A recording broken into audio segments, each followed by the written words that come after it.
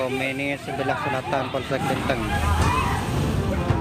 Pom ini di pinggir jalan Desa Lenteng Barat, Kecamatan Lenteng, Sumeneb, Jawa Timur terbakar. Kobaran api dengan cepat membesar dan merambat ke toko konveksi yang ada di dekatnya.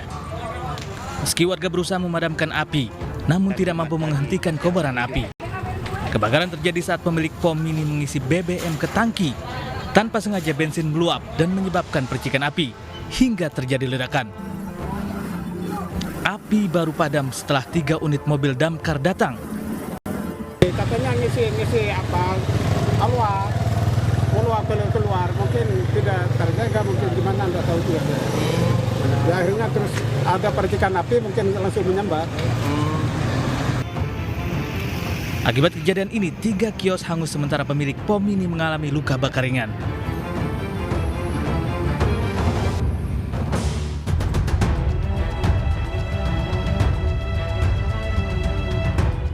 Aksi lempar batu ke arah mobil yang melintas di pintu keluar tol Belawan, kawasan Kampung Kurnia, Kota Medan, terekam kamera pemilik mobil. Tidak hanya satu mobil, sejumlah mobil yang melintas juga menjadi korban lempar batu sejumlah orang tidak dikenal. Dari rekaman, pelaku beraksi berkelompok. Para pelaku pun nekat menghampiri mobil dan melemparinya dari jarak dekat. Polisi langsung memburu pelaku yang kerap nongkrong di pinggir jalan tol. Aksi kejar-kejaran pun warnai penangkapan karena pelaku melarikan diri.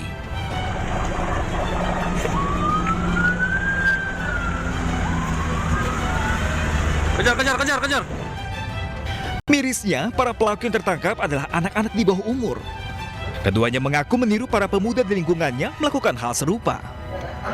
Mereka hanya mengikuti apa yang dilakukan oleh abang-abangan ataupun para remaja-remaja yang mereka lihat, sehingga mereka sebagai anak-anak ikut melakukan perbuatan tersebut. Kini kedua pelaku masih diperiksa petugas kepolisian. Pelaku akan diberikan pembinaan dan diserahkan ke keluarganya serta berjanji tidak mengulangi perbuatan melanggar hukum tersebut.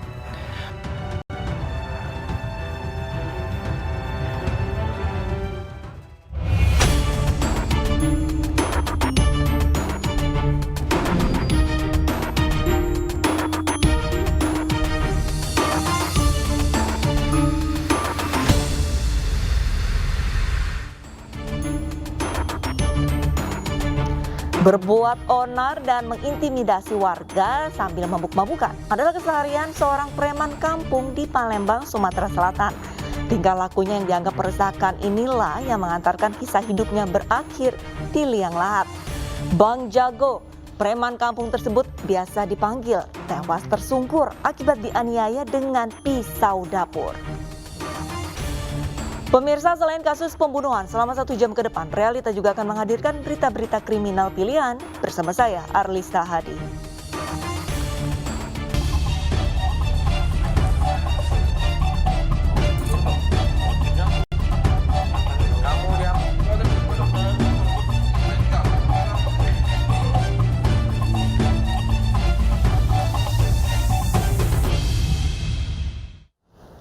Kita ke informasi pertama, pemirsa. Seorang wanita pensiunan PNS di Klaten, Jawa Tengah dibunuh usai disetubuhi.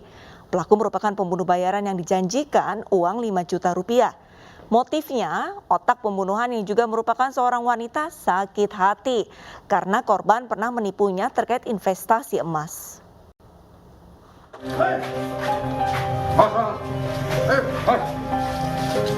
Tim Satreskrim Polres Klaten, Jawa Tengah melakukan operasi penangkapan pelaku pembunuhan pensiunan PNS pada Juli lalu. Agung Prasetyo ditangkap di tempat persembunyiannya di daerah Ketandan, Klaten Utara.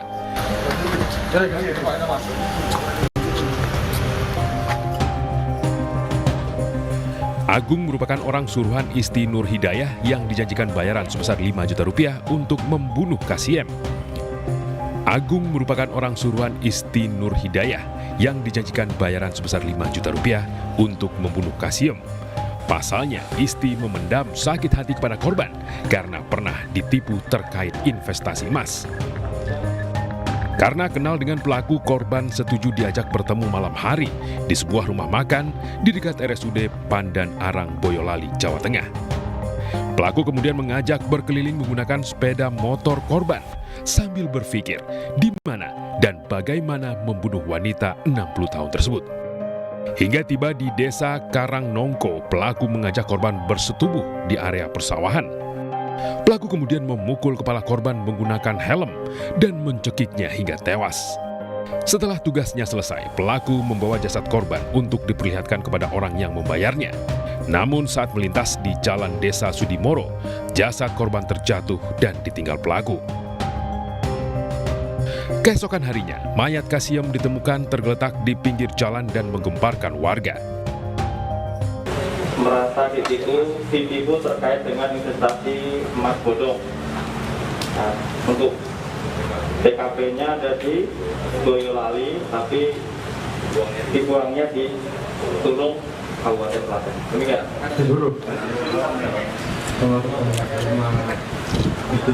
Iya, kenapa? Karena mau dikasih tambahan. Oh, gitu. Iya. Berapa? Berapa itu, Pak? 5 juta. 5 juta. Iya. Untuk mempertanggungjawabkan perbuatannya, Agung dan Isti dijerat pasal tentang pembunuhan berencana dengan ancaman hukuman 20 tahun penjara hingga seumur hidup.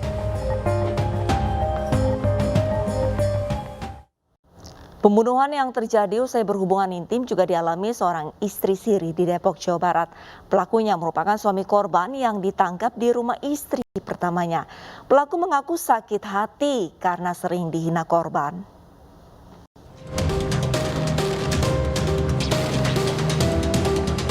AM, tersangka pembunuhan istri sirinya ini mengaku sakit hati lantaran kerap dihina korban yang kerap menyebutnya tidak berguna. Tersangka mengaku korban dihabisi di kamar usai berhubungan intim. Korban dianiaya dan langsung ditarik ke kamar mandi. Sebelum ditangkap, tersangka melarikan diri ke Mampang, Jakarta Selatan dan Tangerang.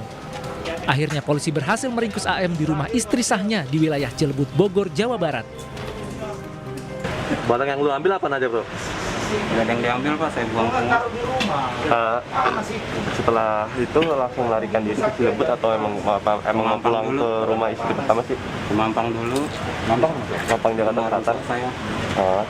Terus ke BSD, habis itu baru ke Cilebut. Pelaku adalah inisial A, yang mana adalah sebagai suami siri dari korban. Korban sendiri bernama RK. Istri siri dari yang bersangkutan. Apa motifnya apa sih, Pak? Jadi motifnya karena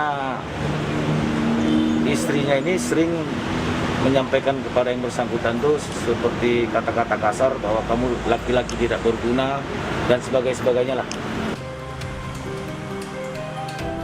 Kasus ini terungkap setelah warga menemukan seorang perempuan di rumah kontrakannya dalam kondisi bersimbah darah akibat luka senjata tajam di bagian leher. Warga mengevakuasi korban dengan mendobrak pintu rumah kontrakan yang terkunci. Korban sempat dirawat di rumah sakit, namun nyawanya tak tertolong. Tersangka AM ternyata tidak hanya terlibat pembunuhan ini, tetapi juga terlibat kasus pencurian handphone yang ditangani Jattanras Polda Metro Jaya. Dari Depok, Jawa Barat, Iyung Rizky, iNews melaporkan. Di Batam, Kepulauan Riau, seorang pria membunuh istrinya yang dicurigai berselingkuh setiap dirinya bekerja. Korban dianiaya hingga tewas setelah bertengkar dengan suaminya usai berhubungan intim.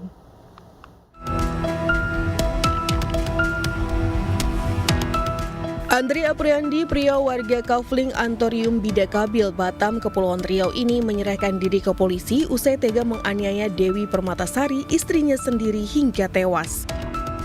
Andri mengaku dirinya khilaf lantaran cemburu dan menuduh istrinya yang sudah memberikannya 2 anak itu berselingkuh. Sebelum kejadian ini 4 hari kemarin kan saya sudah melapor ke sini, Bu. Sudah melapor ke sini, terus istri saya kan selingkuh. Selingkuh. Kalau saya kerja, dia masukin laki-laki sini. Jadi saya sudah melapor ke sini 4 hari sebelum kejadian ini. Saya sudah melapor.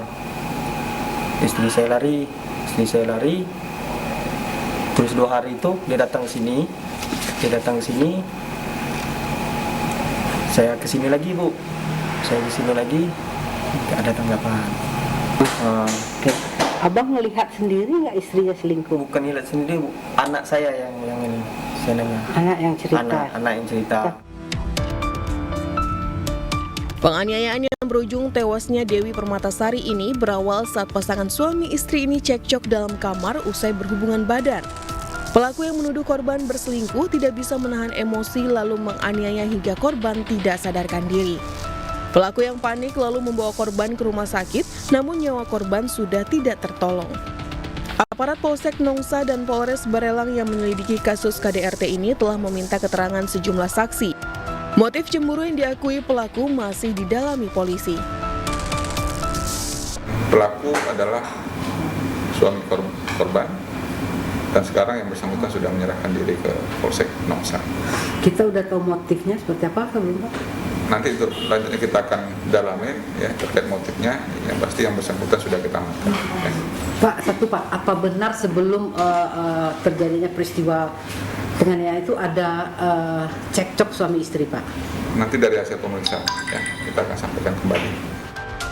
Jasad korban usai diotopsi telah diserahkan ke pihak keluarga untuk dimakamkan.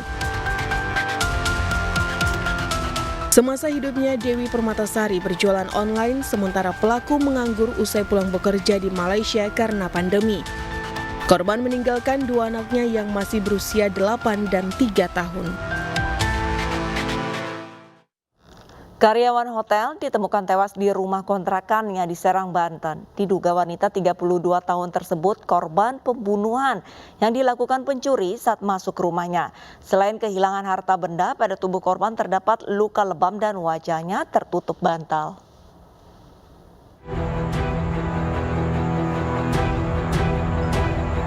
Rekan kerja Siti Mariam Sari Sok mengetahui kematian tragis wanita 32 tahun di rumah kontrakannya di Desa Harjatani, Kecamatan Serdang, Serang, Banten. Pasalnya wanita muda tersebut tewas dengan sejumlah luka di tubuhnya dan wajahnya tertutup bantal. Diduga korban dibunuh saat memergoki pencuri yang masuk ke rumahnya. Selain kehilangan sepeda motor, harta benda korban lainnya seperti ponsel, uang, dan tabung gas raib.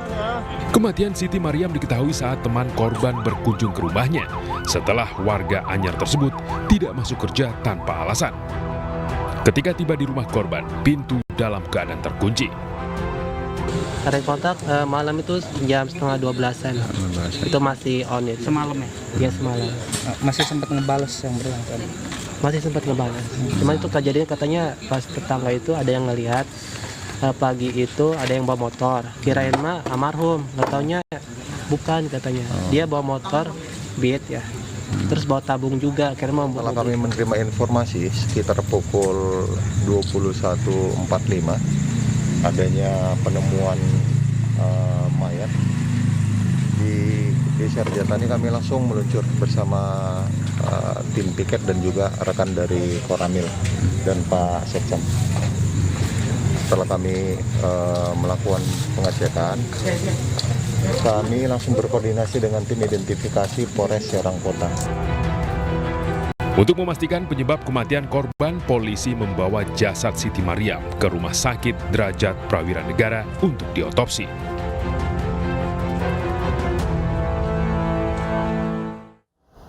Warga Kecamatan Utan, Sumbawa, Nusa Tenggara Barat digegerkan dengan penemuan jasad seorang nenek dengan kondisi mengenaskan. Diduga jasad adalah korban perampokan karena perhiasan korban raib.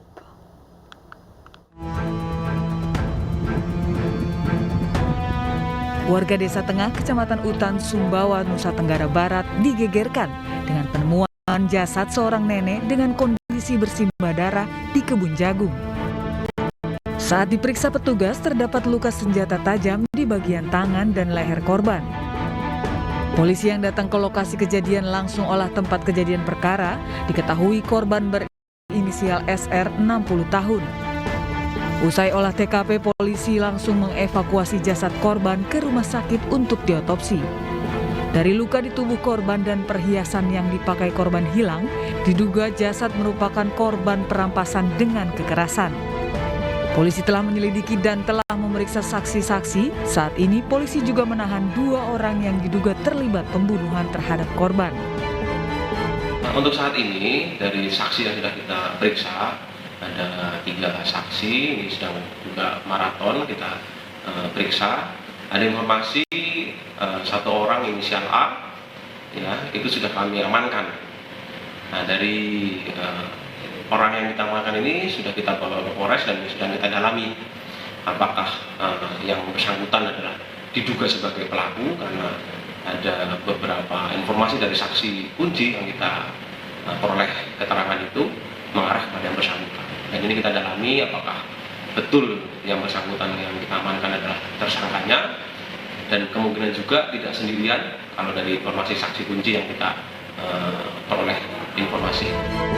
Berdasarkan keterangan 2 orang terduga, saat ini polisi tengah mengejar 1 orang lagi yang diduga terlibat membunuh korban.